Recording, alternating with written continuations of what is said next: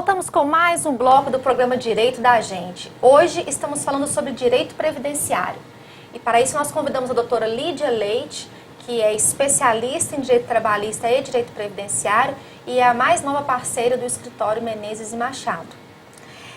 Doutora, a aposentadoria por idade, que a gente estava falando no bloco anterior, ela também é aplicada ao trabalhador rural? Isso, ela também é aplicada ao trabalhador rural. Nesse caso, ele vai ter reduzido em 5 anos a idade exigida. Então, para o homem, vai ser exigido 60 anos de idade e para a mulher, 55 anos de idade.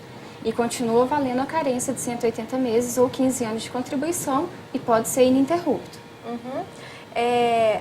Como que o trabalhador rural pode comprovar essa condição? Tá, antes disso, é importante falar que ele tem que comprovar também, além da idade, que ele realmente é um trabalhador rural em regime de economia familiar. Ou seja, no âmbito familiar, onde trabalha o marido, a esposa, os filhos, sem empregados. Né? A família trabalha ativamente, de forma ativa, no meio rural. Tem que comprovar também esse requisito. Tá, mas como que ela comprova que ela trabalha, né? É complicado comprovar isso, né? Mas há inúmeros documentos que a pessoa pode usar para comprovar, né? A lei, ela exemplifica alguns documentos. Eu digo exemplifica porque não tem que ser exatamente esses documentos, né? Como certidão do INCRA, declaração do Sindicato dos Trabalhadores Rurais, contrato de parceria agrícola, contrato de arrendamento de terras, bloco de notas de produtor rural, alguma nota fiscal que o trabalhador rural vende alguma mercadoria para alguma cooperativa, tudo isso é documento que prova que ele é um trabalhador rural. Além disso, tem documentos muito simples também que a pessoa pode usar, como certidão de nascimento, certidão de casamento, um histórico escolar, que conste o nome da pessoa ou de algum familiar, do pai ou do esposo, e a função como agricultor. E é importante mencionar também em relação à prova que não necessariamente ele precisa provar todo o período, né? Por isso que a gente diz ininterrupto. Por quê? É preciso um indício de prova, porque além da prova material, né, dos documentos, vai haver a prova testemunhal, que vai confirmar e complementar essa prova documental. O trabalhador rural ele tem que contribuir para o INSS? Não. Então essa é a diferença das outras, né?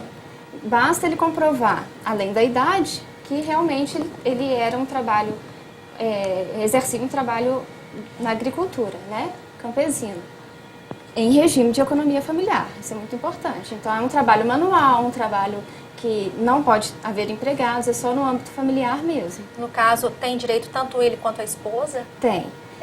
Tem. E aí, até a dificuldade de provas em relação a isso, porque geralmente os documentos, bloco de notas, encontram-se no nome do marido. Isso, pois é. E esses documentos servem para a aposentadoria da mulher se também. Ela juntar a certidão de casamento. Sim. E se viver numa união estável? Também. Tem que comprovar também a união, né? E que trabalhavam juntos. Entendi. Então, qual o conselho que a senhora dá, né, para o nosso telespectador que é trabalhador rural, que a esposa também, né, participa dessa economia, né, familiar? Qual o conselho que a senhora dá para eles hoje, para eles se precaverem, né, quando for aposentar, com relação à documentação? O que a senhora dá de conselho para o nosso telespectador? É importante que desde que inicie as atividades, ou quem já iniciou e ainda não se preocupou com isso, que reúna toda a documentação necessária, porque o INSS é bem criterioso em relação a isso, tem negado inúmeras aposentadorias, né, pela ausência de documentos. Então, hoje também tem um cadastro, né, que o trabalhador rural faz, tanto no sindicato como no próprio INSS, que já fica na base de dados que ele é um trabalhador rural. Então, isso facilita também. Então, é importante reunir todos esses documentos, guardar bloco de notas, notas fiscais, tudo isso, todos os documentos que comprovam que realmente a pessoa é agricultora. E no caso do INSS negar, sob a alegação de que não há prova suficiente, né, da condição de rural, o que o trabalhador rural pode fazer caso o INSS negue? Tendo a negativa do INSS no âmbito administrativo, a pessoa deve procurar um advogado, né, de sua confiança e pleitear esse benefício na esfera judicial. né? Os documentos já vão estar no processo administrativo, vai levar esses documentos para o processo judicial e vão ouvir testemunhas também que comprovem, né, que efetivamente via a pessoa trabalhando no meio rural. Entendi.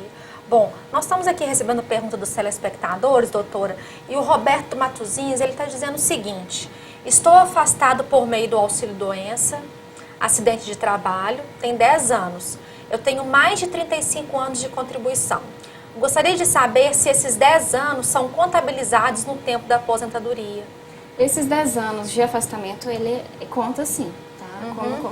Conta como tempo, mas é importante, Roberto, que caso esse benefício que você recebe de auxílio-doença for suspenso, você volte a contribuir, né? Porque pode ser que o INSS depois não compute esse tempo na sua aposentadoria. Agora, já contando com 35 anos de contribuição, tem chances de se aposentar por aposentadoria por tempo de contribuição, já, né? Mas eu não vejo vantajosa esse tipo de aposentadoria, porque vai incidir incidir o fator previdenciário, né? Exatamente. No caso, se ele conseguir por invalidez, né? Uma vez que ele já está há 10 anos recebendo o auxílio-doença, nesse caso, eu pleitearia por invalidez, porque ele aposenta com 100%. Exatamente. A aposentadoria por invalidez, ela pode ser, o auxílio-doença que ele recebe há 10 anos pode ser convertido em aposentadoria por invalidez. Inclusive, até aumenta o valor do benefício, porque o auxílio-doença é 90%, né? A média dos últimos 36 meses, 90%, não é isso mesmo? 91%. 91%, né? Isso. Então, fica a dica aí, Roberto, né? Às vezes não vai ser muito vantajosa, porque o fator previdenciário, ele é doloroso, né, doutora? Sim. Bom, a Maria Luísa da Colônia, ela está dizendo o seguinte: tenho 15 anos de contribuição e tenho 56 anos de idade. Gostaria de saber se posso já me aposentar daqui 4 anos.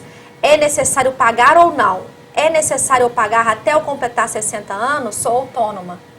É necessário sim, porque além do requisito idade, tem que ter a carência de 15 anos. Você já tem a carência, mas tem que completar concomitantemente a idade. Então, completando 60 anos, você pode requerer o benefício da aposentadoria por idade. Porque na época que ela for requerer, ela tem que estar assegurada, né? Se ela ficar 4 anos sem contribuir, ela perde a condição. Perde a qualidade de segurado. Isso. Então, ela tem que continuar contribuindo até completar os 60 anos. Bom, a Aparecida da Vila Jesus Silva, ela diz o seguinte: tenho um filho que teve paralisia infantil. Na época, eu arrumei o auxílio-doença para ele.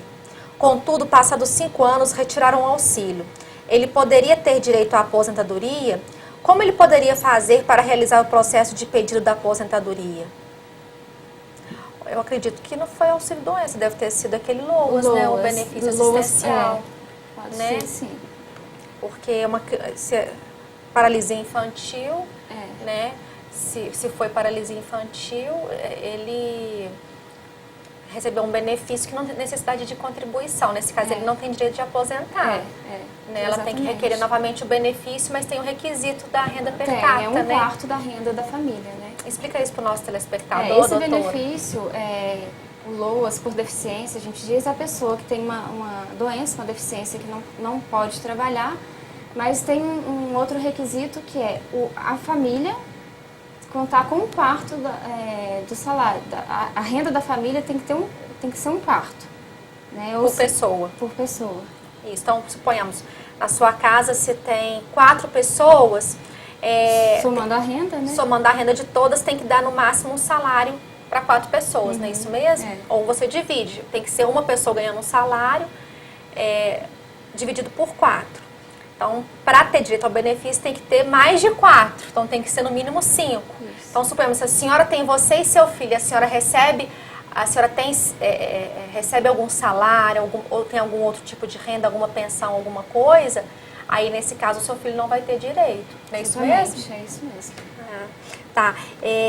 Voltando aqui às nossas perguntas, doutora, vamos falar um pouquinho sobre essa nova regra, né, que passou a incidir sobre a questão das aposentadorias, né? Muita gente tem dúvida com relação a qual que é a regra agora. Essa regra ainda está valendo, né, dos 15 anos de contribuição, mais o requisito da idade, né? Como que ficou depois dessa mudança da lei? Teve essa nova mudança. Então, só para retomar para a pessoa entender, a aposentadoria por tempo de contribuição, ela exige 35 anos de contribuição para o homem e 30 anos de contribuição para a mulher. Aí surgiu essa nova regra do 85-95 que tem assustado as pessoas, porque elas imaginam que tenham que trabalhar até os 85-95 anos, e não é isso. Então, essa nova regra é o seguinte: você soma a esse tempo de contribuição exigido a sua idade. O resultado tem que dar 85 para a mulher e 95 para o homem. Né? Então, por exemplo, o requisito do homem é 35 anos de contribuição. Se ele somar os 35 anos, a idade dele, se for, por exemplo, 60, 60 mais 35, 95. Então, ele atinge essa média exigida. Para que serve isso? Para ele ter uma aposentadoria integral, né? É um requisito que o segurado é opcional, né, na hora da aposentadoria. Não é obrigatória essa regra. Para ter uma aposentadoria integral e não incidir o fator previdenciário. Então, não incide o fator previdenciário não, nesse nessa caso? regra não incide o fator previdenciário. Ele vai optar, no momento que pleiteia a aposentadoria, né, se ele atingir essa pontuação, ele vai ter aposentadoria integral. Então, continua valendo, né, a regra, o tempo de contribuição exigido. Se somar a idade e atingir os pontos, né, de 85 para a mulher e 95 para o homem, ele consegue se aposentar por essa regra, caso queira. Eu vou dar um exemplo inverso para ficar fácil das pessoas entenderem. Um homem, por exemplo, que tenha 34 anos de contribuição e 61 anos de idade, se somar os 34 com 61, obtém 95. Mas não se aplica essa regra, porque ele tem apenas 34 anos de contribuição e não tem os 35 mínimos exigidos. Ah, entendi. Então tem que ter esses dois requisitos. Isso. Então é a soma da idade com o tempo de contribuição. Não quer dizer que a pessoa tenha que trabalhar até os 95 anos para se aposentar, não. Certo. Então, no caso, ele tem que ter 62 anos, tem que ter os 35 anos de contribuição, no caso desse senhor, esperar até os 62 anos. Nesse caso, sim. Para ter um ano a mais de contribuição. Então, ele tem que ter 60 anos ou mais. Entendi. Né? Tá. E os 35 de contribuição.